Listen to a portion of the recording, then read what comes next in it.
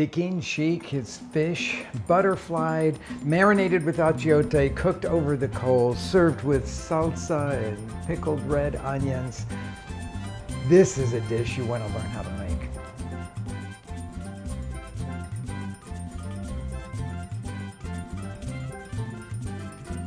Okay, let's talk fish first for this classic Tikin Xic recipe. I will say that most of the time when you find it in a restaurant, and it would be one of those really beautiful seaside restaurants where you're looking out at the ocean, your feet are in the sand, and they got a wood fire over there where they're cooking the fish. Super idyllic, but you can do it at home. But most of those places will have about a 3-pound fish. That seems to be the easiest one to work with. I think that serves 4 people very nicely. So any kind of fish that's about that size that doesn't have a real bony structure will work. So think a little bit about things like types of cod. That works really well for this. Snapper, of course. Grouper is another favorite for this kind of a preparation. What I'm going to use today is a farm-raised striped bass from Baja California, from Ensenada. And it is hands down one of my absolute favorite fish, and really one of my favorite fish to do this with. In fact, we built a whole restaurant menu around this kind of preparation. So I'm going to show you how to break it down so that you can butterfly the fish and then actually get it on and off the grill in a good way, okay? So first thing that we have to do, I have a scaled and gutted fish with the gills all cut out of it. If the gills aren't out of yours, you just cut them out with a pair of shears like that. The next thing you'll do is to cut off all of the little fins that are around here, because those are going to get in the way a little bit later here. So a good heavy pair of shears is going to be very useful for this kind of an endeavor. You can leave them on, and some people do, but I just find they really get in the way, especially the ones that are here. This is called the dorsal fin. And you really want to get those cut off of here. And they're also very, very sharp. So get those off of there. Okay, next step. We are going to be butterflying this fish so that it will lie flat like that. So the first cut that I'm going to make here is going to be toward this end of it here. And I'm going to cut down on the side of the bones on toward me, and I'm going to go down to the backbone, and then I'm going to go over the backbone. Now you have to look at this. You can see the backbone here. There's some ribs right in through here, but that's the backbone there. When I hit that, I'm going to go over it and poke through with my knife, and then just let that free completely. And then I'm going to go over here and wait till I get up to the rib bones here that are opening this, that are covering this visceral cavity here. And then use my shears again to go in here and cut through those rib bones that are there, freeing that on one side, okay? And then I'm going to use my knife, but I'm not going to cut through all the way. And I'm just freeing this until I get to the very back here. Okay, so this is when you get it to this point here, and this is the sort of the heart of your fillet up here like that. We do want to cut through and free this area here. So I'm going to cut through here so we can open this guy out like this, and then I'm going to keep it sort of open here while I'm going to use you notice that I'm working on a cutting board here that I can easily clean. And then I'm going to use a cleaver to go right down in the middle of the head there so that it's just going to lie a little bit more flat here.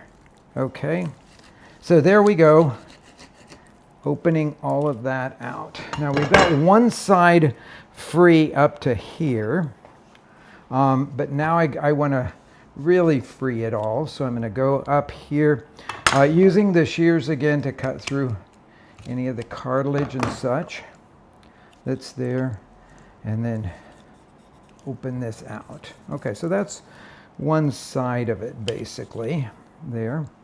Now we're going to go out and free the other side of it. So this time I'm going to go underneath these bones here and cut along here. And when I get down to the bottom again, I'm going to just cut through so that I can free this backbone here. And I'm going to cut, I'm going to flip it around so that you can see it just a little bit better here, I think. I'm going to cut again along here, freeing the fillet from until I reach these rib bones here. And then the rib bones are going to need to be cut through right at the backbone. This is a little bit like biology class here. And then using my knife, and I'm always angling the blade toward the bone here. So we're going to go all the way up to here. I got to free a little bit more up in this section here so that we're going to be able to pull out this whole backbone. Now, when you see a pro do this, and I am far from a pro at it, but I work with people that are pros at it. They can just do it in so few steps that it's beautiful to look at, but I'm not sure that you're going to learn how to do it from them because they move so quickly through everything. So here's our backbone. So we're freeing that. I'm just freeing it with my hands here, just like that. And then when I get to the very top, I have to figure out a way to cut it, break it. So I can break it just by turning that like that. I just held it with the scissors there, and our backbone is out there. And then you've got this beautiful butterflied piece here. I'm just going to open that up just a little bit more so that it can lie a little bit flatter there. I'm going to clean all of this up. You have to decide what you're going to do with this, what we call the belly flap part of it. That you can leave on, or you can just kind of trim it off. I prefer to trim just a little bit of it off because that will give me then a little bit nicer look to this whole thing. This goes up here to the cheek. So you want to keep that cheek part on there because that's one of the nicest parts to eat. And then I'm going to do the same thing over here, just to even it up just a little bit. Now, some people in Mexico take this backbone and grill it along with their Tikin Xic fish. You can do that if you want to, but it doesn't have a whole lot of meat on it, so make your choice about that. I'm going to clean up here for just a minute, and then we're going to talk about the simple marinade that goes on a classic Tikin Xic. Okay, you know now how to butterfly the fish yourself. Well, you could go to a really good fishmonger and ask them to do that kind of butterflying for you. And if they are a really good fishmonger, they probably will be able to do it. But the other option that you have is just to get beautiful fillets and continue on with the recipe in the way that I'm going to show you. It just won't be the same dramatic presentation.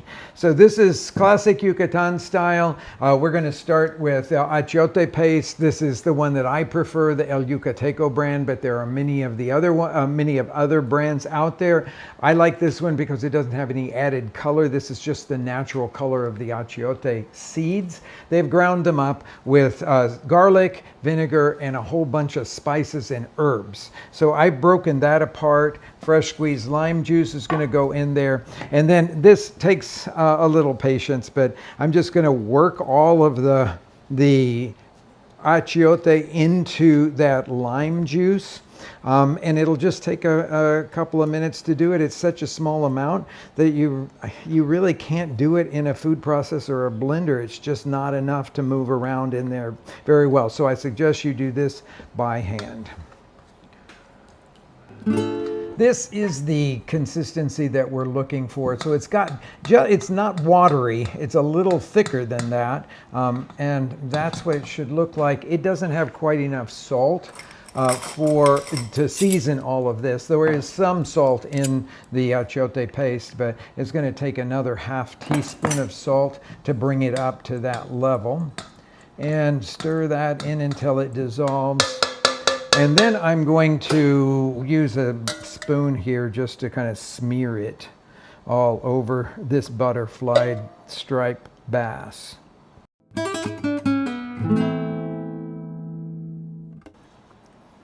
Okay, we've got a nice even coating here on the fish.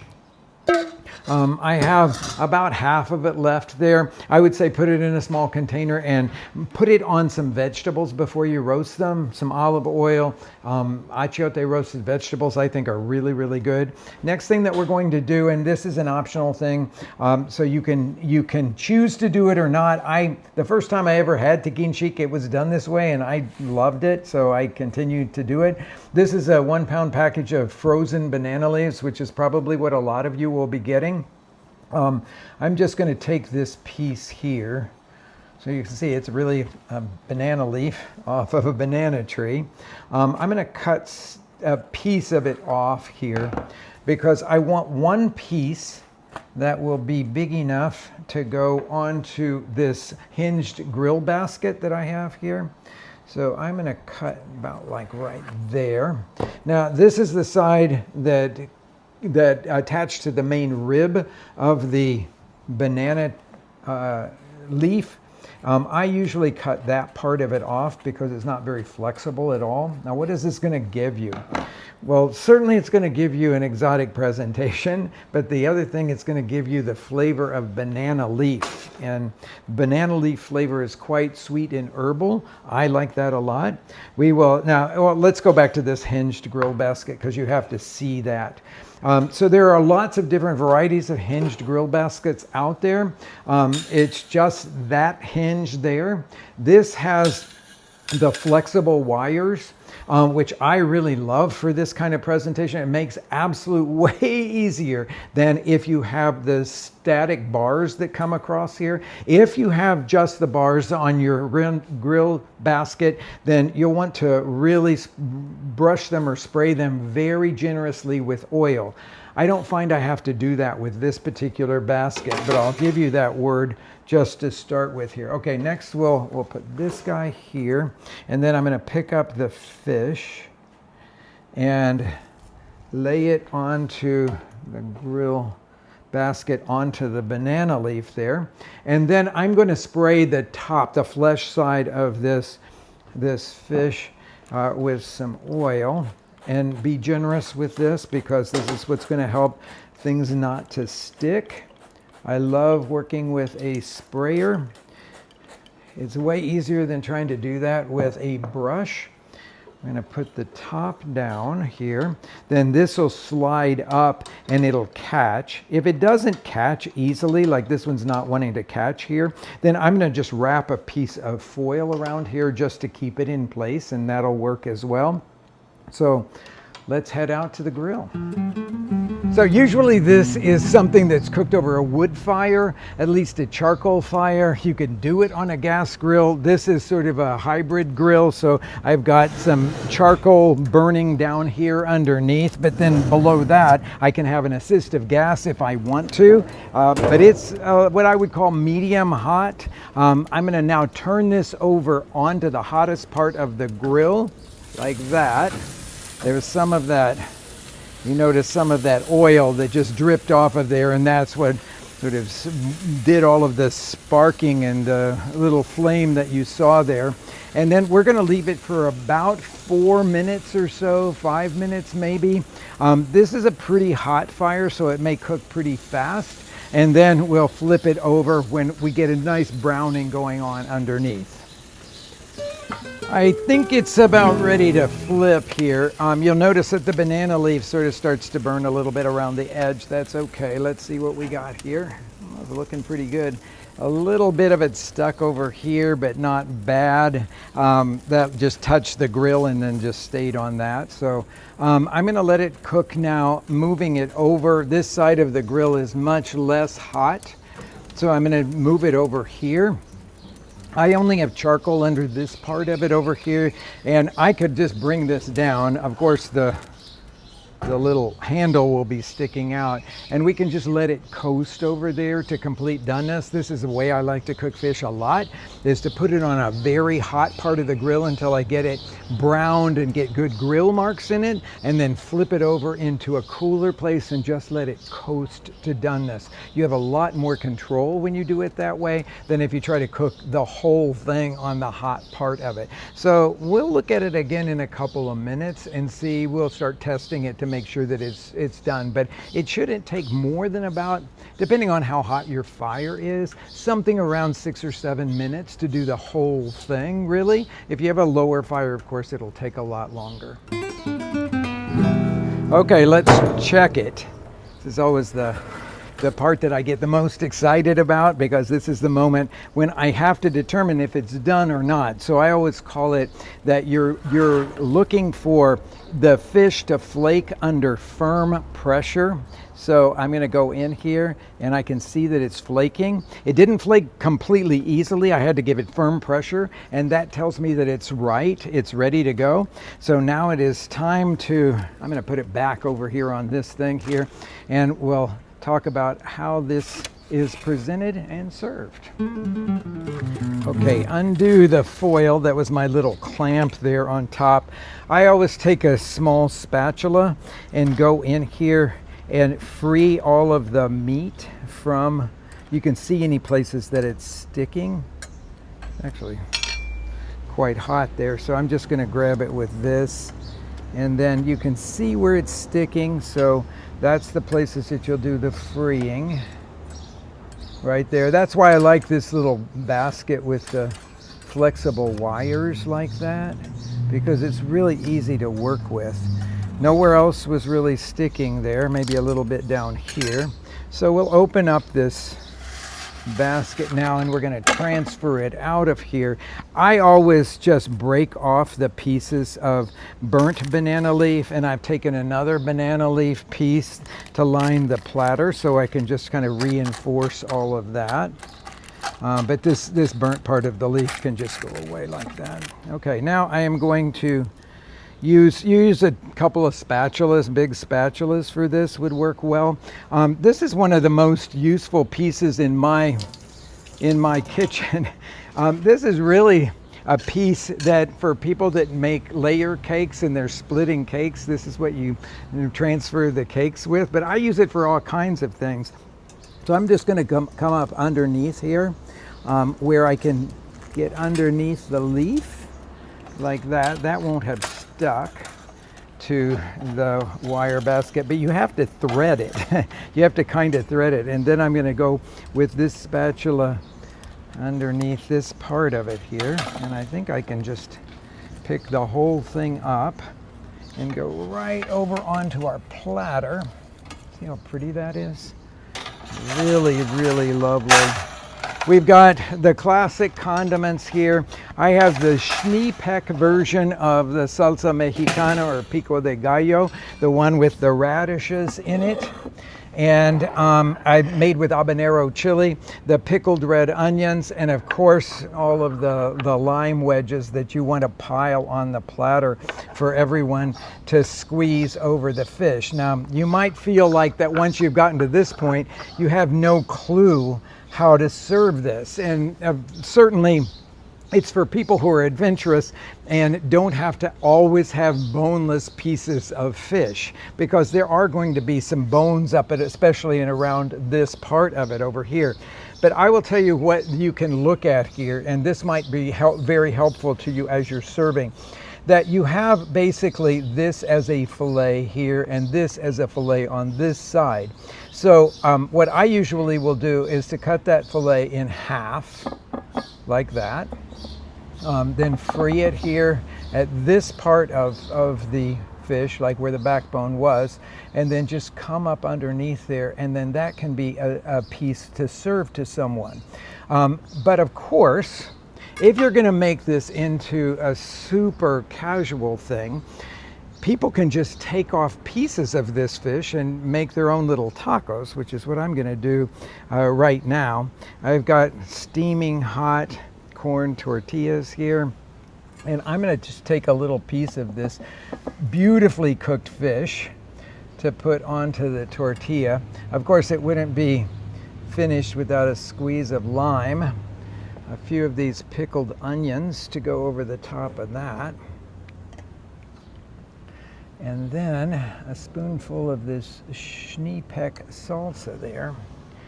And I will tell you, this could be one of the most memorable bites you ever have.